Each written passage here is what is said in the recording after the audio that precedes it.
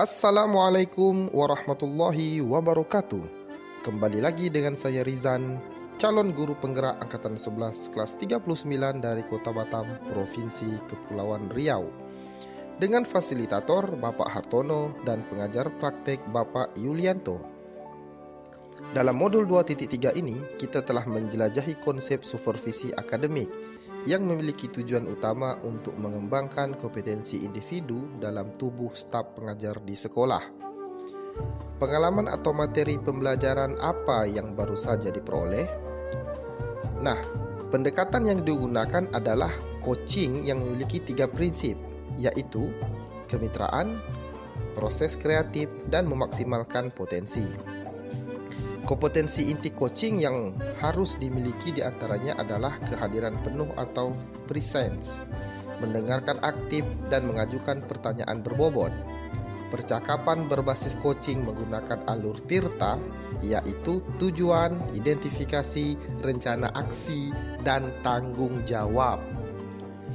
Terdapat 3 tahapan dalam supervisi akademik, yaitu pra-observasi atau perencanaan, observasi atau pelaksanaan, dan pasca observasi atau tindakan lanjut. Apa saja emosi-emosi yang dirasakan terkait pengalaman belajar? Emosi yang saya rasakan selama mengikuti pembelajaran di modul 2.3 ini diantaranya pertama, cemas. Saya merasa cemas sebelum mengetahui isi dari modul 2.3 ini. Cemas ini muncul karena saya khawatir bahwa saya mungkin tidak akan mampu memahami materi ini dengan baik dan juga tidak yakin akan apakah saya bisa mengaplikasikannya dengan rekan-rekan sejawat saya.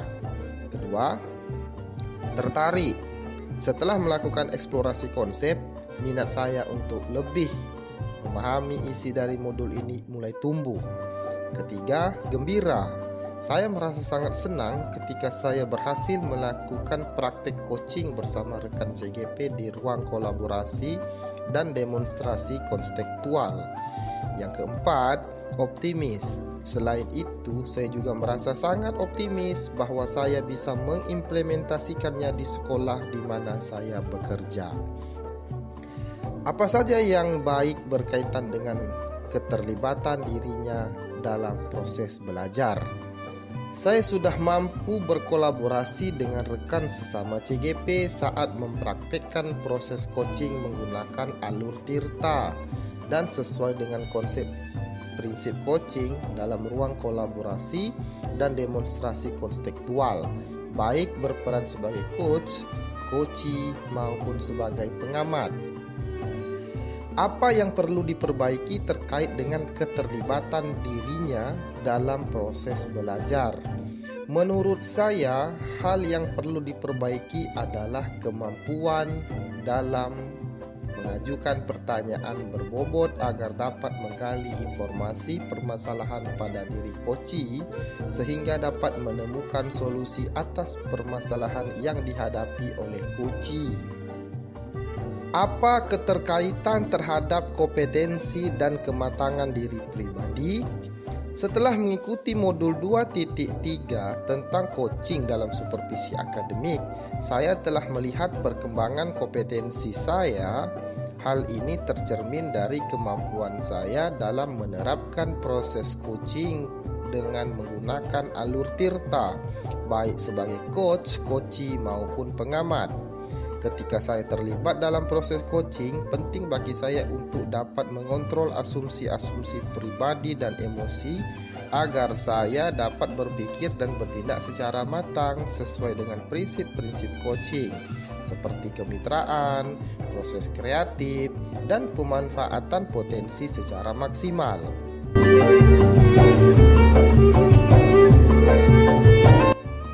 Apa pertanyaan kritis Anda yang berhubungan dengan konsep materi dan menggalinya lebih jauh?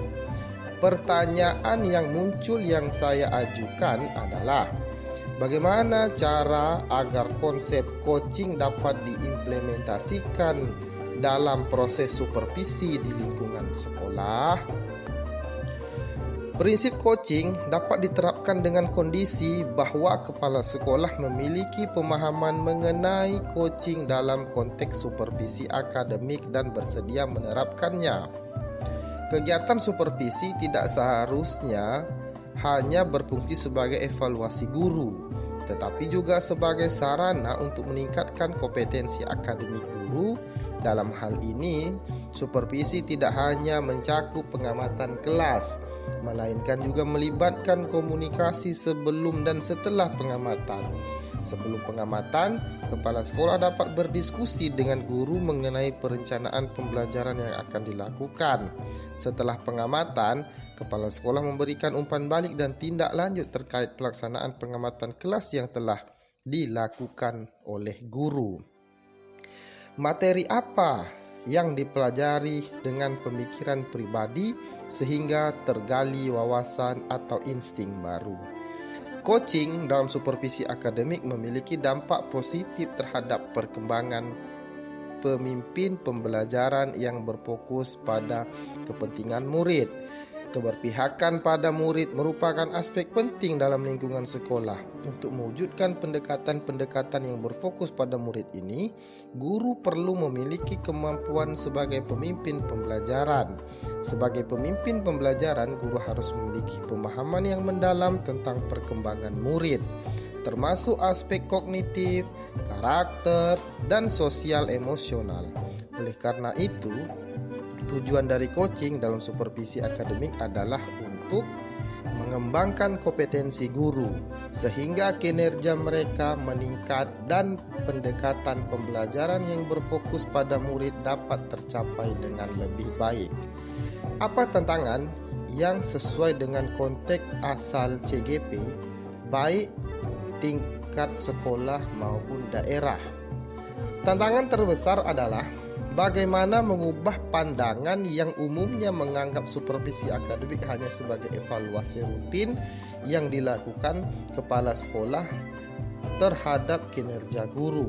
Seharusnya supervisi akademik dianggap sebagai panduan untuk meningkatkan kompetensi guru. Apa alternatif solusi terhadap tantangan yang diidentifikasi? Solusi pertama adalah salah satu pilihan tindakan yang bisa diambil adalah mengadakan pertemuan atau rapat dengan seluruh anggota komunitas sekolah. Melalui pertemuan tersebut, kita bisa mencoba untuk menyatukan pemahaman semua orang tentang apa yang dimaksud dengan supervisi akademik. Yang kedua, solusi selanjutnya adalah dengan memberikan contoh praktik coaching dalam supervisi akademik melalui berbagai media informasi digital yang dapat diakses oleh seluruh komunitas sekolah.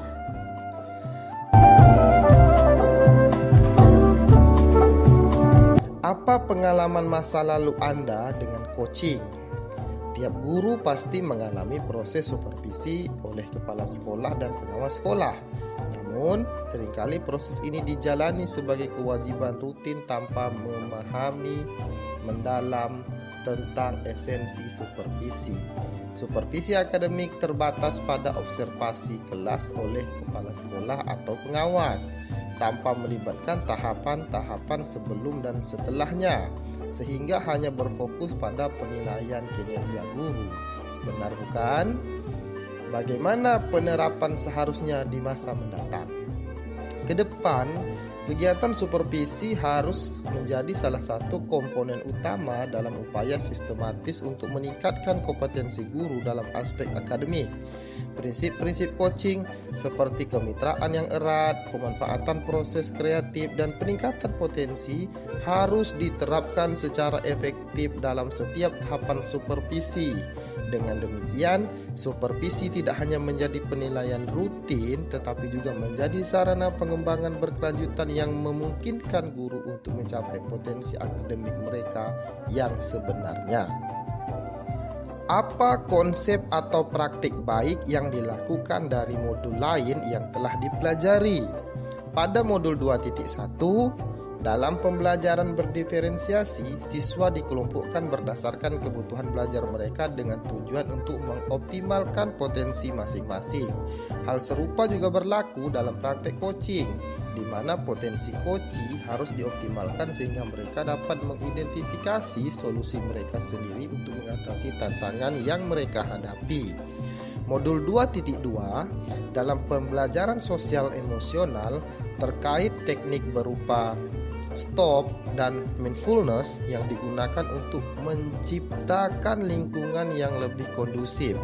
Ketika melakukan coaching, seorang coach juga perlu menerapkan teknik ini agar dapat menjaga fokus dan hadir sepenuhnya saat melakukan proses coaching.